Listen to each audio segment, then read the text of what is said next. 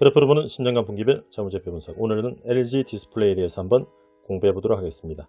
LG 디스플레이는 금성 소프트웨어 주식회사로 1985년 2월에 설립이 되었고 1988년에 LG전자와 그리고 LG 반도체로부터 LCD 사업을 이관받아서 TFT LCD 및 OLED 제품을 생산, 판매를 하고 있는 회사입니다.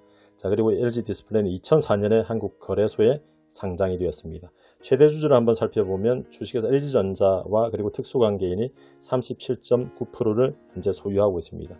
그리고 여기 보이는 회사들은 이제 LG 디스플레이의 종속 회사들인데 거의 대부분이 LG 디스플레이의 해외 자회사들이고 거의 대부분 회사들이 디스플레이 부분을 하고 있기 때문에 거의 한 분야의 업종으로 분류를 할 수가 있습니다. 그래서 디스플레이의 결국은 판매와 그리고 원가 등이 회사의 매출과 그리고 수익을 좌우를 하고 있는 것을 알 수가 있습니다. 그럼 제품과 매출 한번 살펴보겠습니다. 말씀드렸듯이 TFT LCD 그리고 OLED 등 디스플레이 패널을 생산을 하고 있는 회사고요.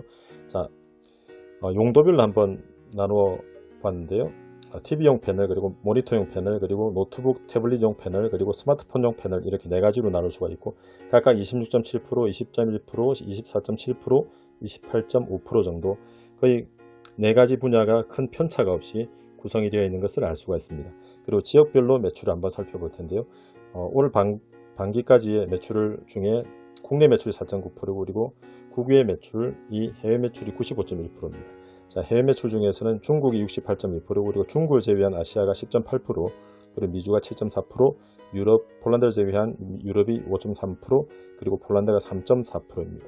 자, LG 디스플레이의 향후 디스플레이 업황과 그리고 경쟁 부분에 대해서는 제가 분석을 하는 것이 별 의미가 없을 거라고 생각합니다. 그러면 이제 회사의 비용을 한번 살펴보겠습니다. 올 반기 보고서의 비용의 성격별 분류, 주석에 있는 비용의 성격별 분류를 나타내는데요. 보시면 올해 11조, 올 반기까지 11조의 비용이 들었고 이 비용이라는 것은 매출원가와 그리고 판관비를 합친 것입니다. 자, 거기서 원재료 및 상품 매액이 49.6%, 그리고 감가상각 및 무형자산 상각이 17.3%, 그리고 인건비가 12.6%입니다. 이 세 가지를 합친 게 80% 정도를 차지합니다. 그래서 이 세 가지의 변화에 따라서 회사의 수익이 왔다 갔다 할 수가 있습니다. 즉 원자료의 가격이라든지 그리고 계속 투자를 하고 있기 때문에 감가상각비가 얼마나 발생을 하느냐, 그리고 인건비의 변동 이런 것들이 회사의 수익에 많은 영향을 줄 수가 있다는 부분입니다. 그리고 연구개발 비용도 제법 많이 들어가는 부분이고 올해 보면 올 반기까지 9,049억, 그리고 작년과 재작년에 1조 7천억, 1조 7천억 이상 들었습니다. 이 부분에서 이제 비용으로 많이 또 회계 처리를 하는 것도 있고, 그리고 개발 무형자산으로 처리를 하는 것들이 한 해에 4천억 전후로 처리를 하고 있고 올해도 아마 그렇게 처리가 될 것 같습니다. 그리고 이 무형자산 부분이 나중에 무형자산 손상차손이 생긴다든지 이 기술이 더 이상 필요 없고 해서 떨어버린다든지 이런 경우가 생기기 때문에 거기에 따라서 또 순이익이 좌우될 수 있는 부분이 있습니다. 자, 이것은 공시 2004년부터 계속 이제 많은 공시가 나오고 신규 시설 투자 계속 이루어지고 있고 최근 들어서 공시한 것은 3조짜리 공시를 했고요. 적게는 몇 천억 그리고 많게는 몇 조짜리 공시를 신규 시설 투자에 대한 공시가 꾸준히 나타나고 있습니다. 즉 회사는 투자를 해야지 경쟁을 하고 그 경쟁에서 이겨낼 수 있다는 것을 알 수가 있습니다. 자, 그럼 회사가 걸어왔던 10년간의 재무제표를 한번 살펴보겠습니다. 자, 영업이익과 매출액입니다. 전체적으로 큰 그림을 보시면 매출액이 2013년 이때 제일 좋았다가 조금씩 다운되는 모습을 볼 수가 있고요. 흥미로운 것은 영업이익의 사이클이 상당히 큰 폭으로 나타나고 있다는 것입니다. 영업이익이 적게 날 때는 거의 적자를 왔다 갔다 하는 수준까지 났다가 최근 들어서는 2019년과 2020년 초반까지 상당히 좋지 않았던 모습이고 이 사이클은 보면 거의 철강이나 화학업종 같은 사이클을 나타내는 모습을 볼 수가 있습니다. 그리고 전체적으로 매출이 거의 한 5, 6년간 계속 조금씩 줄어들고 있는 것은 조금 우려되는 부분입니다. 그리고 크게 한 번씩 매출이 튀는 것은 대부분 4분기고요. 4분기 때는 미국의 블랙 프라이데이라든가 중국의 관군제 등의 판매가 많이 이루어지고 있을 때의 매출입니다. 이번 3쿼터의 실적이 분기 6조 7천억 정도, 그리고 이익이 드디어 영업이익이 나기 시작하면서 1,600억 정도의 이익이 나타났습니다. 자, 그럼 YOY로 변화를 한번 살펴볼 텐데 앞에서 말씀드렸지만 크게 사이클을 그리는 현재 회사의 매출과 영업이익을 나타내는 것을 볼 수가 있습니다. 전년 동기 대비 YOY로 매출액이 변동이 생기는 것을 볼 수가 있고, 영업이익도 전년 동기 YOY로 큰 폭의 변동을 나타내는 것을 볼 수가 있습니다. 아주 흥미롭게도 어쨌든 이 회사는 철강이나 화학업종과 비슷한 그런 사이클을 큰 폭으로 그리는 그런 실적을 나타내는 것을 알 수가 있습니다. 자, 그러면 수익성 지표인 GPM, OPM, 판관 비율, NPM, ROE 등을 한번 살펴보겠습니다.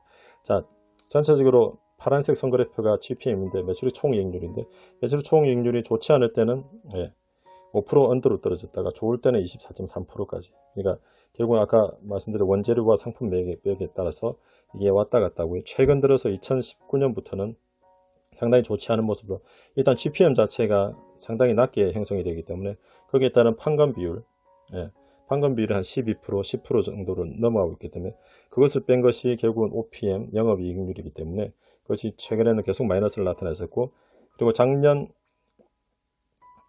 2019년 4분기에는 무형자산 손상차손 1.55조 원, 1조 5,500억 정도를 떨어버리면서, 아까 말씀드린 무형자산이 쌓이면서 이 기술이 의미가 없어지고 나중에 이제 손상차손을 할 수밖에 없는 상황이 가면은 이렇게 크게 순이익이 적자를 날 수 있는 모습을 보일 수 있습니다. 그래서 올 3분기까지 뭐 실적이 조금 전에 며칠 전에 발표가 되었기 때문에 그것을 반영을 하면 순이익률이나 영업이익률이 이제 3분기 때는 좀 턴어라운드 할 수 있지 않을까, 그런 것들을 좀 살펴볼 수 있습니다. 자, 그리고 ROE를 주품 분석이라고 해서 매출의 순이익률, 총자산 회전율, 부채 비율 세 가지로 분해를 해서 살펴볼 수가 있는데, 이것도 보시다시피 ROE가 큰 사이클을 그리는 것을 알 수 있고, 2019년 들어서는 큰 폭으로 떨어진 것. 물론 이것은 이제 2019년 4분기에 무형자산 손상 차손이 크게 반영이 되었기 때문에 더 많이 떨어졌고 다시 이런 사이클을 그릴 것으로 보입니다. 그래서 이 회사가 결국은 사이클에 따라서 움직이게 되고, 최근 들어서 ROE가 다시 좋아지긴 하겠지만 부채 비율을 높여서 ROE가 증가를 하는 것도 또 나타날 수 있는 모습이고, 그러나 총자산 회전율이 한때 128%까지 갔던 것이 62%까지 자산 대비 매출이 점점 떨어지고 있는 것을 알 수가 있습니다. 자, 그리고 자산 총계, 부채 총계, 자본 총계, 시가총계를 살펴보겠습니다. 자, 녹색 선그래프가 자본 총계인데요. 보시면 아시겠지만 10조와 15조 사이를 왔다 갔다 하는 모습, 10년 동안 이렇게 왔다 갔다 하고 있습니다. 나중에 전환사채 발행 이런 것도 있었는데 어쨌든 자본이 늘어나도 계속 10조와 15조 사이를 왔다 갔다 하고 현재 10조 8천억 정도를 나타내고 있습니다. 대신에 부채가 많이 증가를 해서 자산이 증가를 했습니다. 부채가 최근 2016년 이후로는 상당히 많이 증가를 하고 있고요. 시가총액은 오늘 종가 기준으로 5조 7천억 정도를 나타내고 있습니다. 자, 그러면 밸류에이션 지표를 한번 살펴보겠습니다. PBR, PER, 그리고 POPCR인데, 빨간색 PBR은 결국은 자산이 회사가 자본이 쌓이면서 조금씩 떨어져서 현재 0.4까지 계속된 PBR로 보면 저평가라고 볼 수가 있는데, 그러나 시설 투자가 많기 때문에 이것이 실제로 회사가 가지고 있는 유동성 자산이 많지 않아서 이렇게 나타낼 수밖에 없는 모습인 것 같기도 하고요. 그리고 PER은 아까 보셨겠지만 최근 들어서 적자가 많이 나고 있고, 그리고 어느 정도 사이클을 계속 그리고 있습니다. 그래서 제가 흥미로운 점을 하나 나타냈는데요. 2013년 1, 2분기, 그리고 2015년 1, 2, 3분기, 그리고 2017년 2분기, 3분기, 이때가 PR이 가장 낮을 때였습니다. 가장 낮을 때였는데, 이때를 주가를 보면 이때 저퍼라고 사게 되면 그때가 항상 고점이었습니다. 그러니까 사이클 업종은 결국은 이 회사 LG 디스플레이 하는 일이 사이클 업종이 아닌 것 같지만 실제로 매출과 이익은 사이클 업종처럼 움직이고 있고, 그때 저퍼일 때에 샀을 때는 항상 고점에 사는 상황, 이후에는 실적이 좋아지지 않으면서 퍼가 마이너스가 나거나 의미가 없어지거나 고퍼가 되는 상황으로 계속 반복이 되고 있고, 2019년 이후로는 상당히 지금 또 좋지 않은 모습, 주가 자체도 좋지 않고 그리고 수익 자체도 좋지 않은 모습을 따라가고 있습니다. 자, 그러면 매출 채권 회전율수, 재고자산 회전율수를 보겠습니다. 회사가 아무리 매출을 잘 일으켜도 매출 채권이 잘 회수가 되지 않는다거나 재고자산이 계속 쌓이면 이 회사의 매출과 이익이 의미가 없는 것으로 나중에 귀결이 나게 됩니다. 자, 그러나 LG 디스플레이는 매출 채권 회전율수가 한때 68일까지 갔다가 최근에 46일까지 떨어져 있고, 재고자산 회전율수도 33일, 최근에 40일에서 33일 정도 잘 관리가 되고 있습니다. 최근 들어서는 더 떨어지고 있는 모습인데, 이렇게 하지 않으면 회사의 현금이 잘 돌지 않기 때문에 최근 들어서는 더 타이트하게 관리를 하고 있는 모습으로 볼 수가 있습니다. 뒤에 현금 흐름표를 한번 살펴보겠습니다. 자, 현금 흐름표를 그래프로 나타내는데요. 자, 전체적으로 크게 보시면 영업 현금 흐름이 파란색 막대인데, 영업 현금 흐름이 뭐 꾸준하게 발생을 하고는 있습니다. 매분기. 그리고 2017년에 매출도 좋고 할 때 많이 발생을 했다가 최근 들어서는 좀 띄엄띄엄 영업현금 흐름이 플러스가 나지 않을 때가 발생을 하고 있습니다. 그리고 빨간색이 유무형자산 투자인데요. 유무형자산 투자가 최근 들어서 많아졌고, 아까 공시도 한번 살펴봤지만 최근 들어서 서로 뭐 삼성이라든지 경쟁사에 대해서 이기기 위해서, 그리고 매출을 계속 발생시키기 위해서 기술 개발도 많이 하고 유무자산 투자가 많이 이루어지고 있습니다. 이 나타낸 것은 최근에 나온 공시인데요. 2019년 7월에 3조를 투자를 하겠다. 대형 OLED 패널을 생산하기 위해서. 근데 이것이 2019년 7월에 공시하고 난 뒤에 별로 이루어지지 않았습니다. 앞으로 더 유무자산 투자가 이 공시대로라면 이루어질 것이라고 보고요.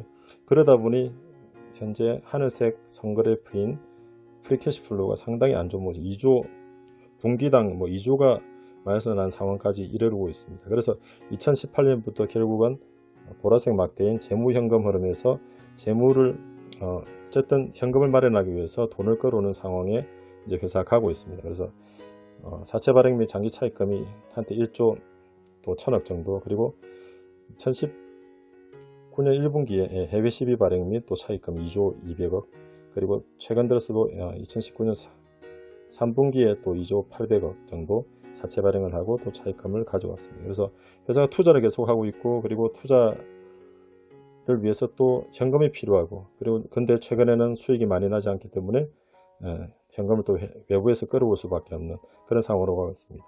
자, 뭐 한때 현금이 있을 때는 또 금융기관에 또 예치도 하고 투자도 하고 했던 것을 볼 수가 있습니다. 자, 현금 흐름표를 이것은 분기별로 나타낸 것이고요. 최근 4분기 합산 트레일링으로 보면 간략하게 볼 수가 있습니다. 전체적으로 보시면 영업현금 흐름이 이렇게 플러스가 나던 모습이 최근 들어서는 그렇게 좋지 못한 모습이, 이것도 앞에 실적과의 비슷한 사이클을 그리고 최근 들어서 투자가 많아지면서 결국은 재무현금상으로도 밖에서 돈을 끌어오는 모습으로 나타나고 있습니다. 그래서 뭐 이게 최근 4분기 합산인데 결국은 아직까지도 프리캐시플로우가 2017년 이후부터는 계속 마이너스입니다. 이것을 프리캐시플로우를 2012년부터 올 2분기까지 합산을 해보면 총 마이너스 8.4조 원입니다. 주주 자본이 쌓이기가 힘든 상황이기 때문에 아까 자본 총계를 보셨겠지만 자본이 더 이상 늘어나지 않고 계속 그 자리로 갑니다.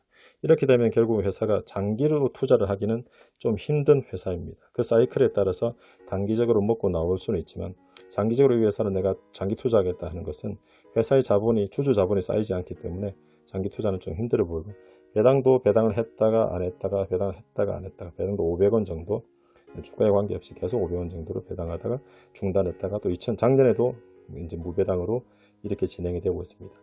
자, 지금까지 회사의 재무제표를 한번 그래프로 살펴보았고요. 앞에도 말씀드렸듯이 이 회사의 향후 디스플레이 업황을 제가 분석하는 것이 별 의미가 없을 것입니다. 그리고 다른 자료들이나 보시면서 분석해 봐야 되고, 지금까지 회사가 10년 동안 걸어온 길을 보면 장기 투자를 하기에는 조금 무리가 있는 회사이고, 단기적인 디스플레이 사이클에 따라서 좀 들어갔다 나오는 이런 식의 투자를 할 수밖에 없는 상황이지 않나 싶습니다. 숫자에 너무 매몰될 필요는 없지만, 그러나 회사가 걸어왔던 길을 보면 어느 정도 내가 어떻게 투자를 해야 될 것인가를 좀 알 수가 있습니다. 네, 이상으로 LG 디스플레이에 대한 분석을 마치겠습니다. 감사합니다. 영상이 유익하셨다면 구독, 좋아요, 알림 설정 부탁드립니다.